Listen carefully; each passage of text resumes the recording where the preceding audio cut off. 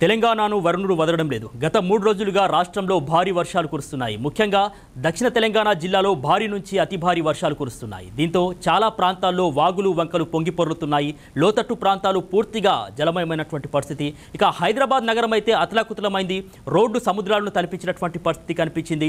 రహదారులపై భారీగా వర్షపు నీరు నిలవడంతో కిలోమీటర్ల మేర కూడా వాహనాలు నిలిచిపోయినటువంటి పరిస్థితి. ఇక గురువారం, శుక్రవారం, శనివారం ఇట్లా వరుసగా కూడా 3 రోజుల నుంచి సాయంత్రం వేళ వర్షం కురవడంతో నగర జనజీవనం కూడా అస్తవ్యస్తమైనటువంటి పరిస్థితి అక్కడ ఉంది. ఇక హైదరాబాద్ వాతావరణ కేంద్రం అధికారులు రాష్ట్రానికి మరోసారి రెయిన్ అలర్ట్ అయితే జారీ చేస్తున్నారు. నైరుతి రుతుపవనాల ప్రభావంతో తెలంగాణ వ్యాప్తంగా మరో 5 రోజుల పాటు విస్తారంగా వర్షాలు కురిసే అవకాశం ఉందని హైదరాబాద్ వాతావరణ కేంద్రం డైరెక్టర్ నాగరత్న అయితే వెల్లడించారు. ముఖ్యంగా ఈ రోజు, రేపు పలు ప్రాంతాల్లో, పలు జిల్లాల్లో ఉరుములు మెరుపులతో కూడినటువంటి భారీ వర్షాలు కురుస్తాయని చెప్పారు. ఈ మేరకు భూపాలపల్లి కావచ్చు, ములుగు, నాగర్ కర్నూలు, అదేవిధంగా వనపర్తి, కొత్తగూడెం, ఖమ్మం, నల్గొండ, సూర్యాపేట, మహబూబాద్ జిల్లాలకు సంబంధించి ఎల్లో అలర్ట్ కూడా జారీ చేశారు.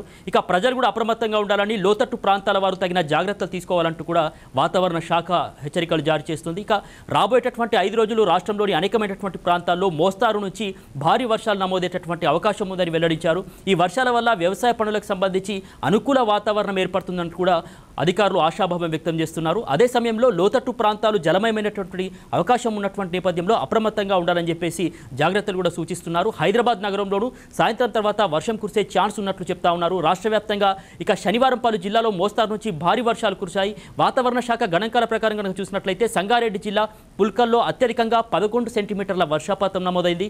ఇక రంగారెడ్డి జిల్లా చేవెళ్లలో చూసినట్లయితే కనుక అక్కడ కూడా 11 సెంటీమీటర్ల వర్షపాతం నమోదైంది. ఇక యాదాద్రి జిల్లా యాదగిరిగుట్టలో 10 సెంటీమీటర్ల వర్షపాతం రికార్డైంది.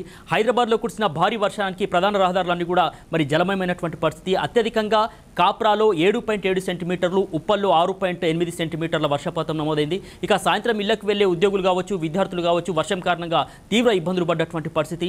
ఉప్పల్, మల్కాజ్గిరి, సరూర్ నగర్, హయత్ నగర్, కాప్రా, మారేడ్పల్లి, అదేవిధంగా సికింద్రాబాద్ ప్రాంతాల్లో భారీగా కూడా ట్రాఫిక్ జామ్ ఏర్పడడంతో వాహనదారులు కూడా గంటల తరబడి అవస్థలు పడ్డారు. ఇక రాష్ట్రంలో పిడుగుపాటుకు సంబంధించి దాదాపు 2 మృతి చెందినట్లు కూడా వార్తలు వస్తూ ఉన్నాయి. ఇక రాబోయేటటువంటి 5 రోజులు కూడా వర్షాలు ఉన్నటువంటి నేపథ్యంలో ప్రజలు కూడా అప్రమత్తంగా ఉండాలని సూచిస్తూ ఉన్నారు.